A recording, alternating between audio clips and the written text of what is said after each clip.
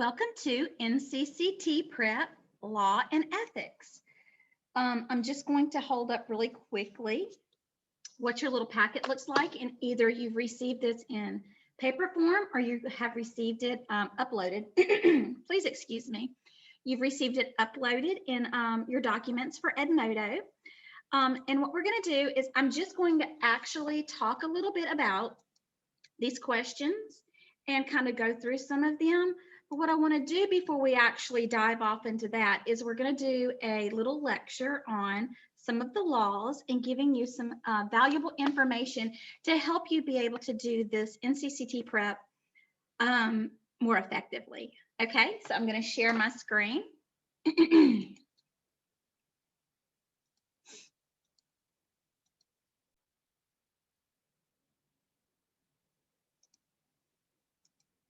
So we're going to begin to talk about some laws. Let's talk about the Stark Law. Stark Law is not a shark law. An anti-shark law, it secures welfare justice by prohibiting physician self-referrals of Medicare patients for designated health services, including when the physician has a financial relationship with an entity providing DHS. Okay, so the Stark Law simply prohibits you from referring patients to healthcare facilities that you have a financial relationship with. So let me ask you this question. Look at number 2, or you can just listen if you don't have a paper copy on your Ncct prep. Which of the following legislation prohibits physicians from referring patients to an entity if the physician or a member of her immediate family has a financial relationship with the entity? The Stark Law. Stark Law has to do with financial relationship and referrals with entities that you have a financial relationship with. All right, so let's talk about our anti-kickback statute. It prohibits knowingly and willfully, directly or indirectly offering, paying, soliciting, or receiving remuneration in order to induce or reward the referral or purchase of items or services to be paid for federal healthcare benefit program. Okay, that's a lot of words, but I'm going to give you an example in number 4 of your packet, which says a specialist gives a general practitioner concert tickets every time he refers a patient to him.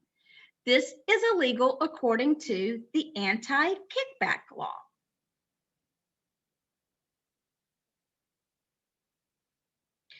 So kickback is things like, or will be things like stadium tickets, money, anything that would be a kickback. Like every time that you send a patient to me, I'm going to send you $25 worth of roses, or I'm going to send you to your favorite restaurant, or things like that. Those are kickbacks. Stark Law versus the kickback. Stark Law prevents physicians from referring patients to entities providing designated health services if the physician or an immediate family member has a financial relationship with the entity. Anti-kickback statute prohibits offering, paying, soliciting, or receiving financial incentives to induce referrals of items or services covered by Medicare, Medicaid, and other federally funded programs.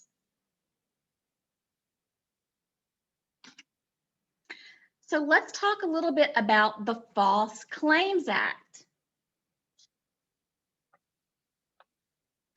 Under the False Claims Act, those who knowingly submit or cause another person or entity to submit false claims for payment of government funds are liable for 3 times the government's damages plus civil penalties. And all of that other information. Let me give you a example of this. Look at number 5 in your packet. During an annual audit, it is discovered that the office coding staff have upcoded procedures. Which of the following laws apply? The False Claims Act, because you've upcoded procedures, and so you have knowingly or maybe unknowingly billed claims that are false. Let's watch our little video.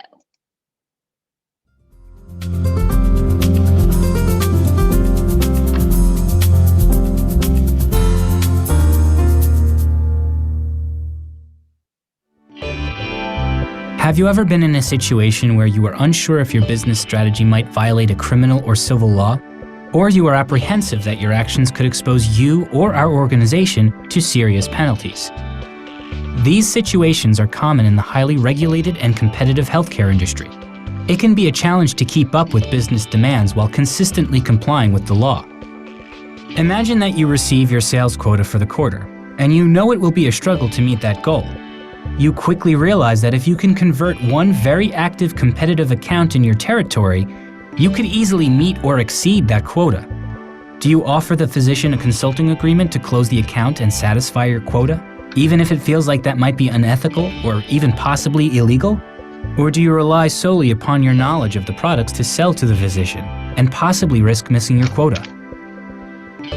The good news is that by the end of this brief video, you'll have the tools to confidently make the best decision in these kinds of situations.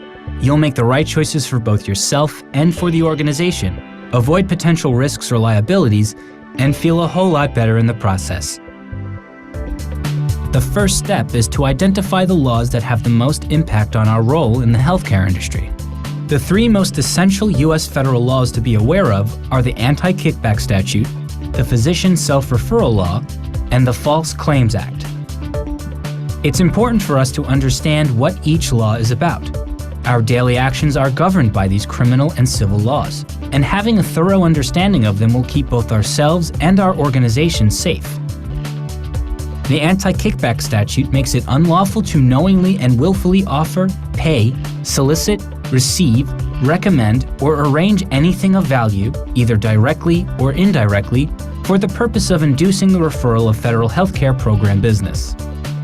In other words, it is illegal to attempt to persuade a physician to use our products by providing some type of gift or service, such as taking the physician out for a lavish meal, providing him with tickets to a golf or sporting event, or creating a sham consulting agreement that pays for services that were never rendered or documented.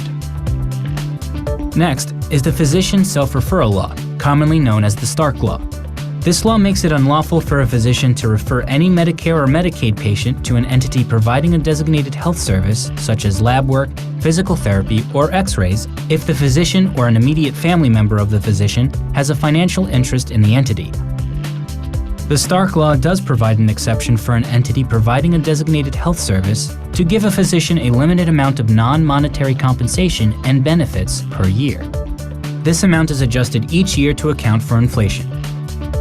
For example, a physician owns a medical imaging company, and she consistently refers her Medicare or Medicaid patients from her practice to her imaging center.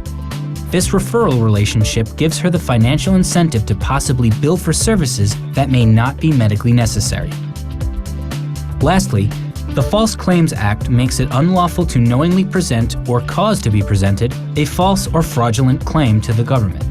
In practice, this means that it is illegal to submit a claim for items or services that were not provided, to double bill for items or services, or to falsify claim information such as dates or signatures that inaccurately support the payment of the claim.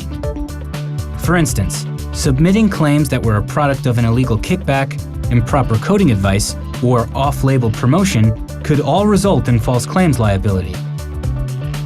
Any organization or individual who violates these laws could incur penalties, such as fines, and in some cases, jail time. Violations can also affect our ability to participate in federal healthcare programs like Medicare and Medicaid, which would have a serious impact on our ability to do business. The last step is to report any incidents that violate or potentially violate the law to our organization's compliance department.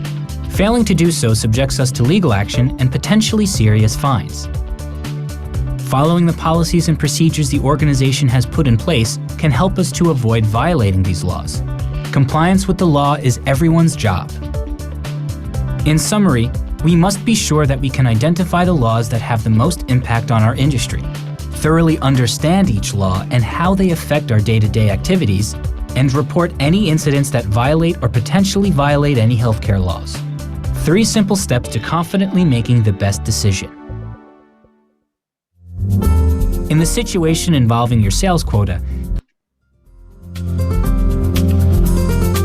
Okay, so let's see if we can get back to, sometimes we do videos on our, sorry, we do videos on these, on my Google Slides. It just gives me a issue trying to get back to where we want to be. Okay, there we go. We've got it now. Okay, so now we're going to go on to debt. Debt collections, Fair Truth in Lending Act, Fair Debt Collection Practices Act, things like that. So what is the Fair Debt Collection Practices Act? The Fair Debt Collection Practices Act became federal law in March 1978. The FDCPA is part of the Consumer Credit Protection Act that includes Truth in Lending, Equal Credit Opportunity, and Fair Credit Reporting Act. The accountable parties are third-party debt collectors, debt purchasers, attorneys, and creditors. And here are the purposes and benefits. It eliminates abusive practices, not competitively disadvantaged, promote consistency, protects consumers, benefits ethical collectors, and sets a professional standard, fosters a fair and competitive environment. So here are the debt collection laws. Although collectors are legally entitled to attempt to collect all owed debts, they're restricted in methods they can employ by the Fair Debt Collection Practices Act. The law passed Congress in 1977 as an amendment to the Consumer Credit Protection Act of 1968. So it prohibits a collection agency from discussing your debt with your family, your friends, your neighbors, or your employer. It limits the times of day collectors can call you. It prohibits the use of slurs, obscenities, insults, or threats. It provides remedies for consumers who wish to stop collection agencies from all contact, and requires collectors to verify all debts and end collection procedures if verification is not forthcoming. Debt collectors aren't allowed to call you early in the morning or late at night. The law specifically states they can only call you between 8 a.m. and 9 p.m., your local time. Calling you at any other time is a violation of the FDPCA. Now, if you need to stop and take some notes on that, you can, but I'm going to continue on. Consumer credit laws, Truth in Lending Act. Lenders must disclose 2 important things to borrowers: the finance charge and the annual percentage rate. All right, so those are the laws and some helpful information that I feel will help you be able to navigate this laws and ethics packet that we're going to be going through. So I'm just going to go through and ask some questions. I'm going to pick some questions out of our packet. And I want you to be able to, now that we've been through this little slideshow, I want you to see if you recognize the laws you're needing. Okay, so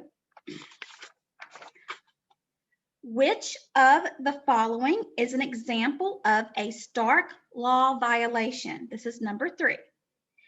A physician using self-referral, unbundling procedures, asking for payment from a minor, a physician receiving kickbacks? It's A, a physician using self-referral. When you hear Stark Law, referral should automatically come to the forefront, or self-referral should come to the forefront.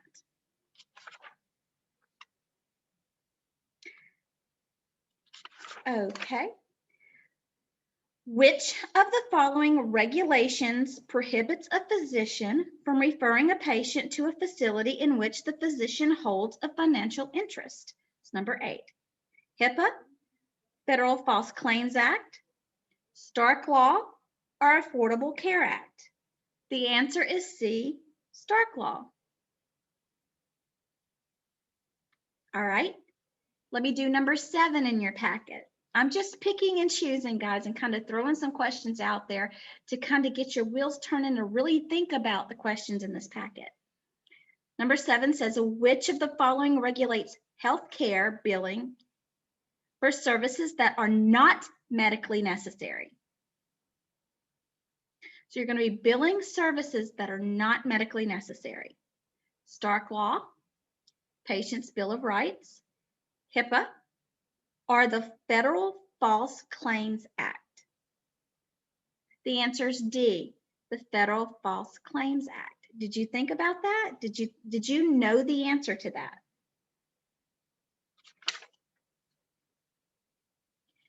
Okay, we're going to do number 9. A local laboratory sent physicians 2 tickets to the football game as a thank you for referring patients to its testing center. Which of the following has been violated? The False Claims Act, the Anti-Kickback Act, HIPAA, Fraud and Abuse Act? Well, I hope you chose B, Anti-Kickback Act.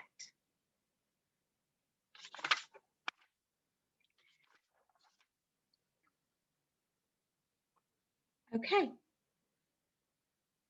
Number 15. The insurance and coding specialist called the patient at 7:30 a.m. to discuss an outstanding balance. Which of the following acts did the specialist violate? Truth in lending, fair debt collection practices, fair credit billing, or equal credit opportunity?